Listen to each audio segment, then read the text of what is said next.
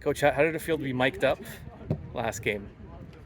Yeah, I think it's something that's there, not something I really, to be honest, pay attention to, right? Something that is done for good reasons always. Yeah, it was the video got. I don't know if you got to see the video, but I mean the comments, the reviews were great. People liked getting inside the locker room and kind of hearing, just getting inside a little bit. Do you think things like that are just good for the fans, for the league, kind of the growth? Yeah, I guess to be honest, I haven't seen any video that's gone out, so I'll have to take a look at it. But I think yeah, sometimes it's good for the supporters, the fans, the general public, just to see what goes on, in behind the scenes with the team. And I'm not sure exactly what they showed, but I think it always helps. Gives a little bit more in-depth look, and mostly into the players. I think that's the most important thing. It's taking a little bit of deeper dive into what these guys do to get prepared and to play matches week in, week out. You didn't see it, but I'll tell you one thing that really showed through was just how proud you were of the guys after that match, and the guys were visibly upset. But just your idea that like game's over now, let's move forward. So how do you think the team has kind of moved on now from that disappointment Oh, against Toronto? 100%. It's you just move on to the next game. You can't do anything in that situation. We've played a brilliant game, and it's come down to roulette, as they say. It's we've gone, what was it, 12 shots between the two teams, and that's how penalties go. But I thought we had a very good performance, and we just need to keep that up. We're down a few players, key players in the squad, but you see every week it doesn't make a massive difference to this group. They come out there, they play their football, no matter who the opposition is, and that's what we have to continue to do. And you got a good feel for your club. I mean, you had all the confidence in the world in them, but they really proved that on the big stage they can perform.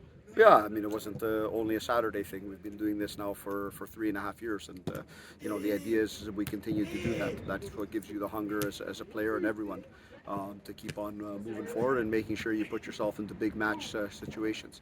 We've got the season ahead of us here, and we know the season leads into playoffs. And if you want to get into the next big matches, you got to be in the playoffs. Yeah, it's nice to have Pacific up next too. To I mean, really focus on the next task at hand, and it's a really good Pacific club. Yeah, I mean, whoever comes up next comes up next. There's always a plan for every team, whether it's Pacific, Ottawa, York, or from that end. To us, it doesn't really make a big difference, and that's no disrespect to any opponent we play. We're going to go out there. We're going to see where we can impose ourselves on a game, both on the ball and off the ball, and we'll look at the same plan. Looking forward to Sunday. That first match against Pacific seems like ages ago now. I mean, it wasn't that long ago, but it feels that way. Would you say that both clubs are it's just different? I mean, it feels like the two clubs are different than where they were in that first match.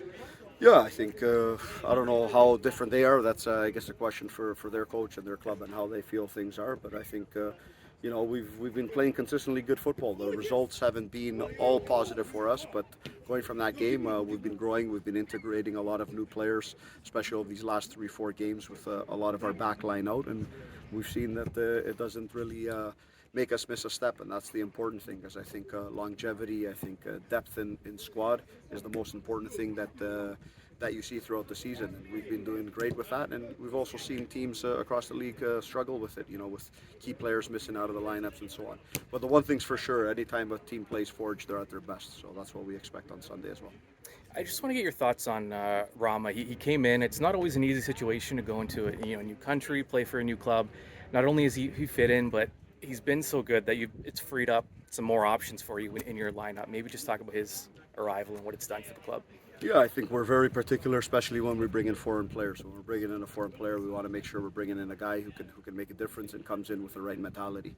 And I think when you look at a player like Rama, mentality is everything. So we knew it was going to be an easy fit for him to come in and play because not only is he a technically gifted player, but he's an excellent defender. He plays with a lot of power and strength in this game, and if you know his background like I do, you know what you're going to get in him, and it's exactly what we think we're going to get in him, and I think it's only going to get better as time goes on.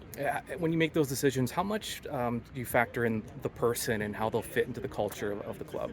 Yeah, of course. You want to know a lot about their background, not only their football background, but their family background and all these different things, and it's something we've known. It's a funny thing. I actually coached his brother many years back in Greece, and we didn't find that out till after we got to know each other a little bit better. But comes from a good background, knowing a lot of people, and I think that's important. He's a very humble type of player who's worked hard throughout his whole career as a youth player at Olympiacos, leaving home to go to Nottingham Forest. So we know he's been through a little bit of those trials and tribulations of leaving at a young age, and it makes this an easier transition for him.